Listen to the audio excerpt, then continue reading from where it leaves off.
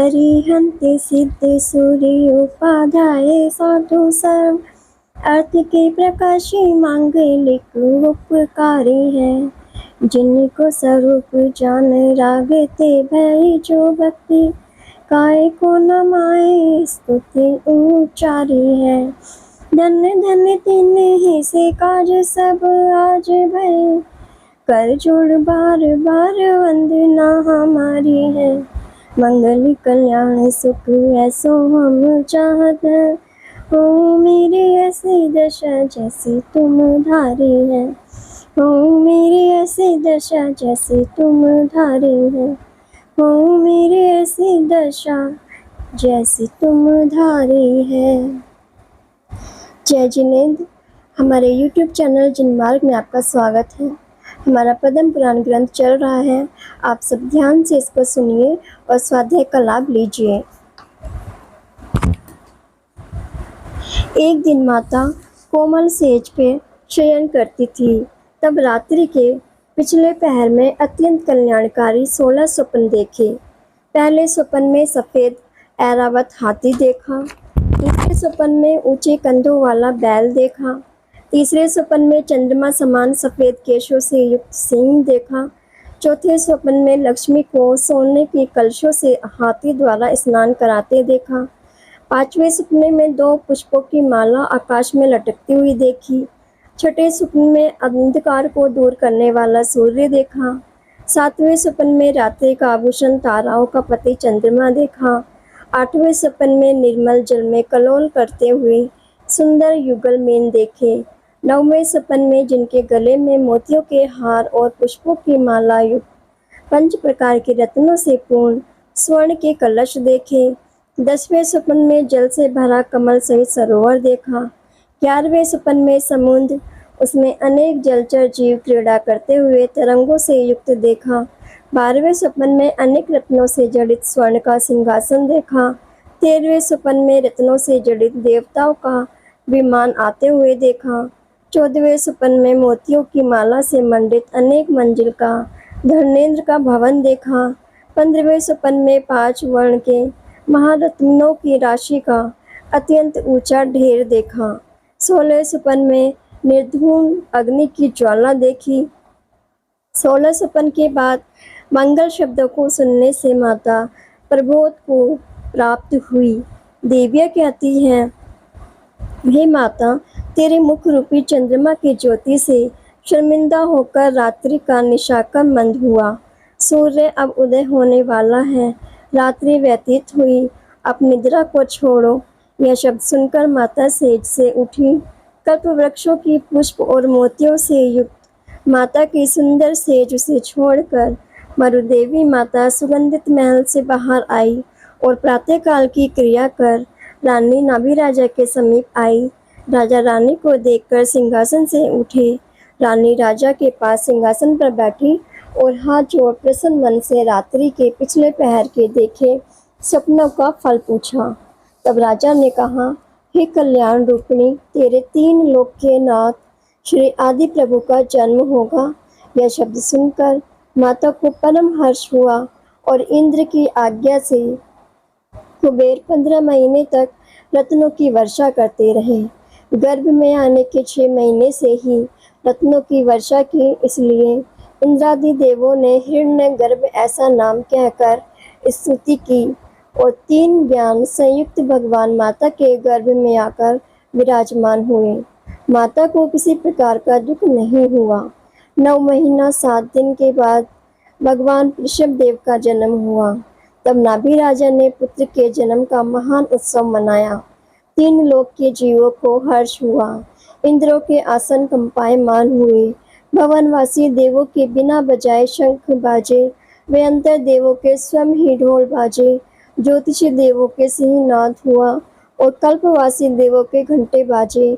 इस तरह शुभ चेष्टा से तीर्थंकर देव का जन्म हुआ। जानकर इंद्रादि देव नाभि राजा के घर आए। इंद्र ऐरावती हाथी पर चढ़ अनेक आभूषणों को पहनकर सभी देव नृत्य करते हुए अयोध्यापुरी की 3 प्रदक्षिणा देकर राजा के आंगन में आए। कैसी है अयोध्या? धनपति कुबेर ने रचना की है। पर्वत समान ऊंचे कोट, गंभीर खाई, घर घर में रत्नों का प्रकाश हो रहा है। तब स्वधर्म इंद्र ने सची इंद्राणी को भगवान को लाने के लिए माता के पास प्रसूति घर में भेजा। इंद्राणी जाके नमस्कार कर मायामय बालक को माता के पास सुलाकर भगवान को लेकर आई और इंद्र के हाथ में दिए। कैसे हैं भगवान? तीन लोक के रूप को जीतने वाले ऐसा अनुपम रूप भगवान का देख इंद्र हजार नेत्र बनाकर भगवान के रूप को देखकर भी तृप्त नहीं हो पा रहा था। भगवान को सौधन इंद्र गोद में लेकर ऐरावत हाथी पर चढ़े। ईशान इंद्र ने छत्र लगाया और सनत कुमार महेंद्र ने चमर ढोरे। अन्य सभी इंद्र और देव जय जयकार करते रहे। फिर सुमेरु पर्वत पर पांडुशिला के सिंहासन पर भगवान को विराजमान किया। अनेक बाजों की मधुर ध्वनि हुई और यश, किन्नर, गंधर्व, तुम्ब्रू, नारद अपनी देवांगनाओं सहित गीत नृत्य करते रहे। वहाँ वीणादि अनेक बाजे बजे, अप्सराएं हाव भाव का नृत्य करती थी। इंद्रों ने क्षीर सागर के जल से स्वर्ण कलश भरकर अभिषेक किया। कैसे हैं कलश? जिनका मुख 1 योजन का 4 योजन के चौड़े और 8 योजन के गहरे और कमल के पत्तों से मुख ढके हैं। ऐसे 1008 कलशों से इंद्र ने अभिषेक किया। विक्रिया रिद्धि के कारण इंद्र ने अपने अनेक रूप बनाए और इंद्रों के लोकपाल सोम, वरुण, यम, कुबेर सबने ही अभिषेक किया। इंद्राणी आदि देवियों ने अपने हाथों से भगवान के शरीर पर सुगंध पदार्थों का लेप किया। महागिरि समान श्री भगवान उनका मेघ समान धाराओं से युक्त कलशों से अभिषेक किया और शांत सूर्य समान 2 कुंडल कानों में पद्म रागमणि के आभूषण, मस्तक पर दोनों भुजाओं में रत्नों के बाजूबंद और श्रीवत्स लक्षण से युक्त हृदय पर मोतियों का 27 लड़ी का हार, महामणियों के कड़े हाथों में और रत्नमयी कटी सूत्र सभी अंगुलियों में रतन जड़ित अंगूठी आदि अनेक अमूल्य आभूषण पहनाए। अर्धचंद्राकार ललाट में चंदन का तिलक लगाया। अनेक लक्षणों से युक्त भगवान की ज्योति से 10 दिशाएं ज्योति रूप हुई।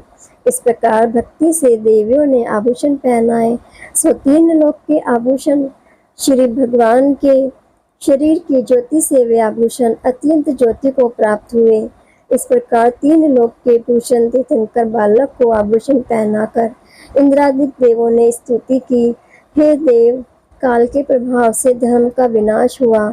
इस जगत में महान अज्ञान अंधकार से भ्रमण करते भव्य जीवों के लिए आप सूर्य समान उत्पन्न हुए हैं।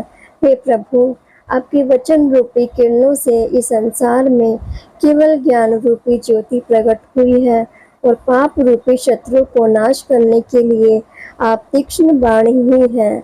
आप ध्यान रूपी अग्नि से भव रूपी वन को भस्म करने वाले हैं। इंद्रिय रूपी सर्प को वश करने के लिए आप गरुड़ रूप हैं।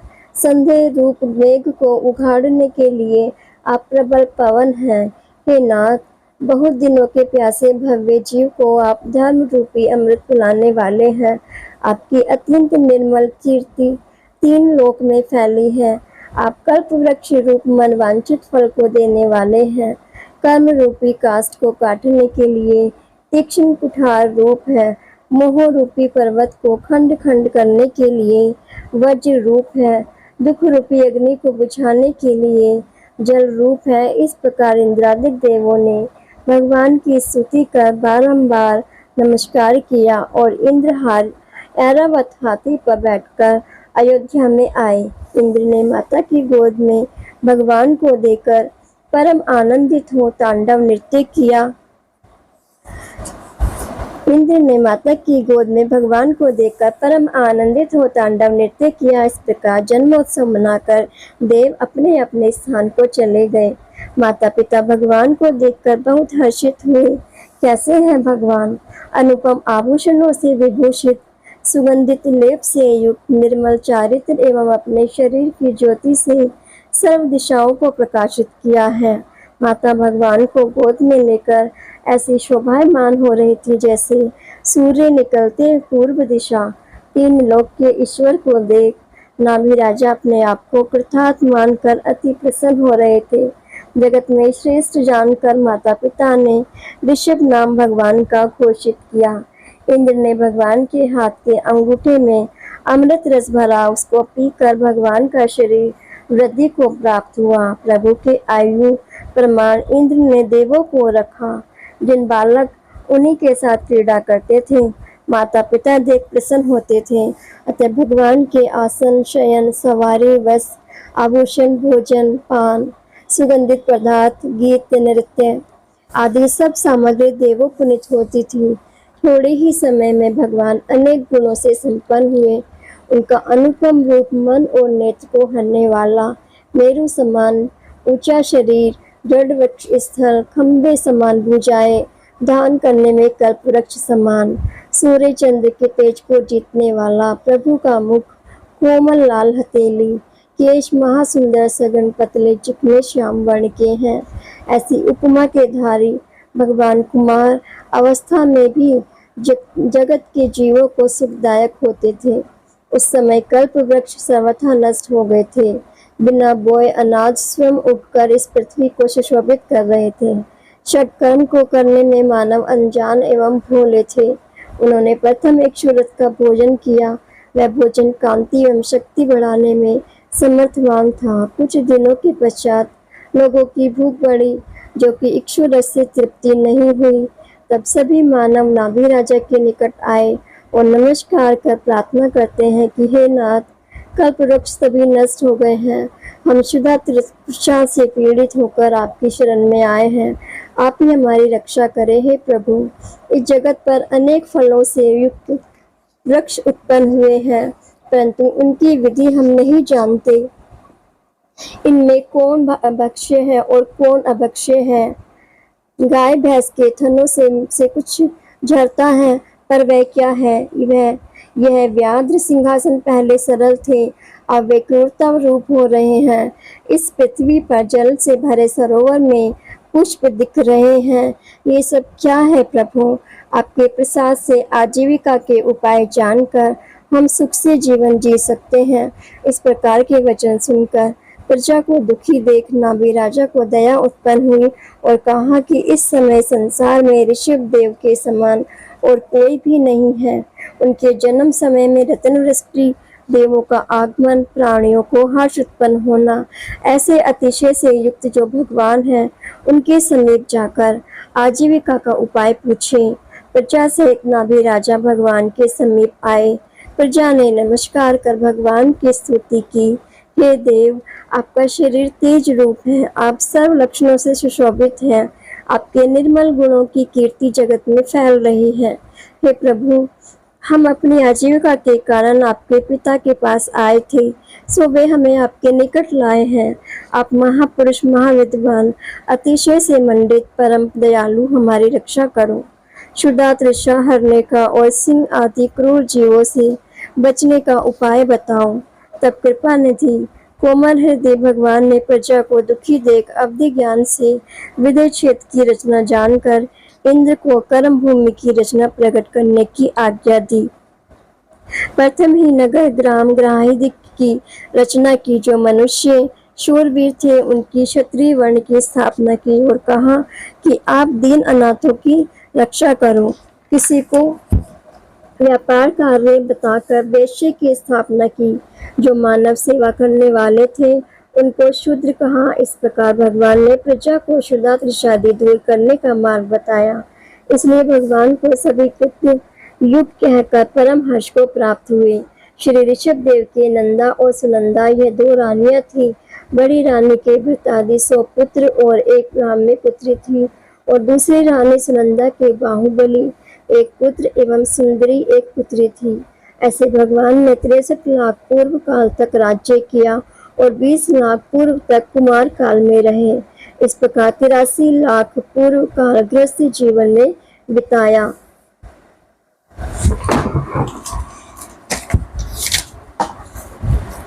अब इस जगत के सभी जीव सुखी हो, यही भावना के साथ यही विराम देते हैं। कल हम इससे आगे का स्वाध्याय करेंगे। इसे आगे सुनने के लिए चैनल को सब्सक्राइब करें, लाइक करें और शेयर करें। जय झूलेलाल।